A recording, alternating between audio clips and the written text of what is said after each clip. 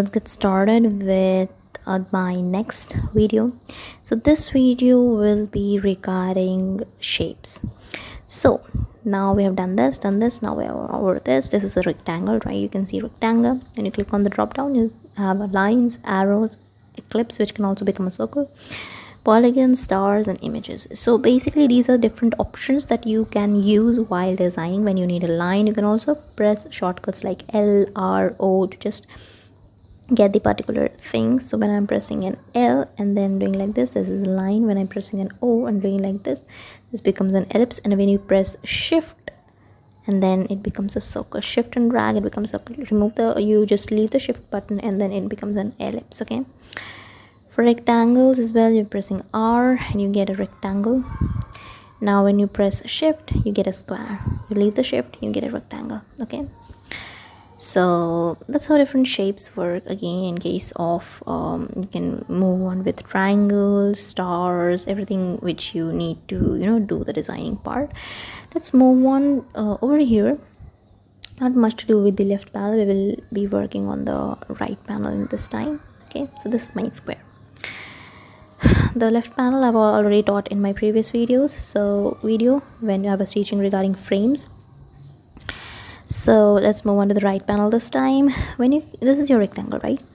It's saying rectangle 1. Okay, now when I'm double clicking on the rectangle, you can see you are seeing the points. Now sometimes you want to manipulate the shape of the rectangle. So when you're double clicking the rectangle, it's giving you the points, and you can see that on the midpoints you're having this turns into a pen tool, right?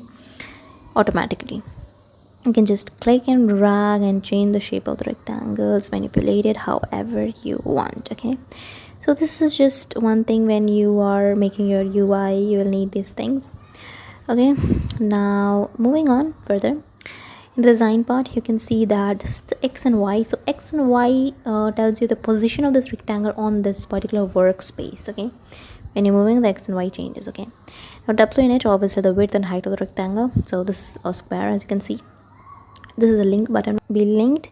When you're changing the height as 450, the width changes. Unlink, change the width, the height doesn't change. Okay, that's what link and unlink works. Now oh my god, where are the options? Just click on the rectangle, your options will appear. That happens sometimes. Now rotation option, that's simple. Just when you're hovering your mouse over here, it becomes into this angle thing. When you are turning it around, the angle changes, as you can see from over here. Now what is this? This is the corner roundness. So you just go over here, you can see this white button. When you are doing it like this, you can see the corner roundness is changing. Either do it from here or you can type the thing over here, the same, so that you get the exact number. I'm typing 50, it becomes like this. Now you don't want everything to change, you just want one side to change. Okay, so just click over here, do over here 100. So you can see that this is more compared to all these. Make here 1000 and this becomes like this. Okay, how smooth you want the corners to be, so you can just drag it over here. Okay, that's for iOS.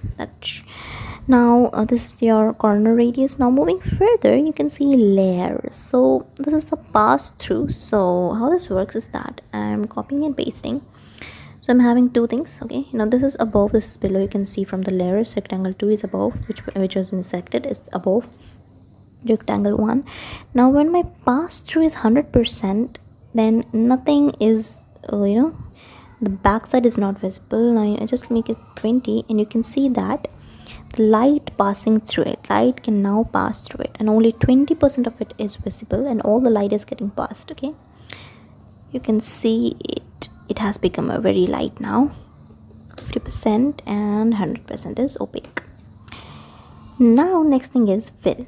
So you can just click on this and you can see different colors. You can also use the pick color and click over here, you'll get the color over here. Either you want red, you can also take any different color, you can choose from it here. Now this is for gradient, you can just explore the gradient. When I've clicked on gradient, now this appears. Now just take your mouse over here and do it like this and adjust your gradient, right?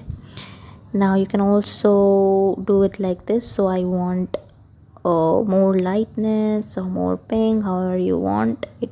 You can just adjust things that way. So over here you can adjust the transparency. This is 100%, 0%, 100%. Great. Right now we are just doing great. Now you can add a third color in the gradient like this. Tap it over here and just add some yellow. Just delete this one, click and delete, press delete, click and press delete from your keyboard. Now I'll take a lighter version of this yellow. Okay, this yellow a little bit over here, reduce the opacity of this very light yellow, increase it like this, a little bit of yellow shade. You can see how this thing is working, right?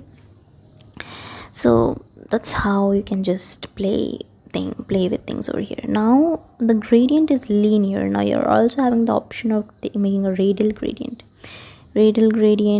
Now radial gradient or angular gradient, I mostly use linear gradient. It's easy for me to use and it looks much better for me. Sometimes I use radial as well. So I think that's enough for regarding colors. Now you can see that this is some color that you want to use on this, and further in future also you want to use this particular thing. So you just go on these 4 dots. This is the style. So you are documenting your style. So when I click on this, you can see that this is a library being created. So you can create your own library. Say plus and name this library. Say that this is gradient pink yellow. Okay, what you want to use it for, this is just an extra description. If you want to add, you can add it. Create style. Okay, your style has been created. Now when you go in this and just go to this library and you go to this thing, you click over here, this gets added to this, right? So this is how your library can help you.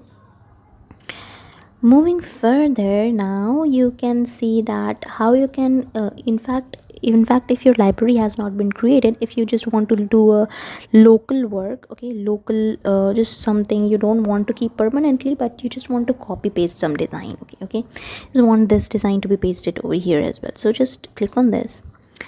Now press on your keyboard Alt Control C. Now it will copy the style of this. Click this, Alt Control V, and the style gets pasted. So this is for local work. Like you have not created a library because you don't want to use this style 100 times. You just want it to paste on this particular thing. So that's why you have not created a library. You're just copy pasting. This is a trick to work faster.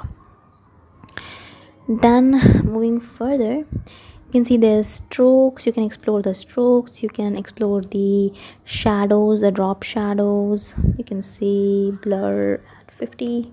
How the shadows are. Just explore with these numbers. You can do that. I am sure of it. It is very simple to explore while you're designing. Remove the stroke. You just press how to remove the stroke. Oh my god, you got a stroke. How to remove it? Just press this. No, it will still remain. This thing will remain. If you want to get rid of it for always, just press minus. Okay, now this is inside outside, where you want to have the stroke inside outside on the center.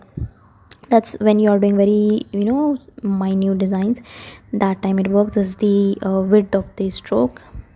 Okay, now just remove the stroke. Minus. It got removed. You got rid of it successfully. Now I want to export this. I want to give this thing to my developer or someone else. Okay, so just export. Go to this. Either you want PNG, JPEG, whatever, however you want to export your particular design or screen, whatever. Just for example, just go. Even if it would have been a screen, you can just click on the screen, right? This was my screen, okay, and this was above it, right? These two things are now inside each other.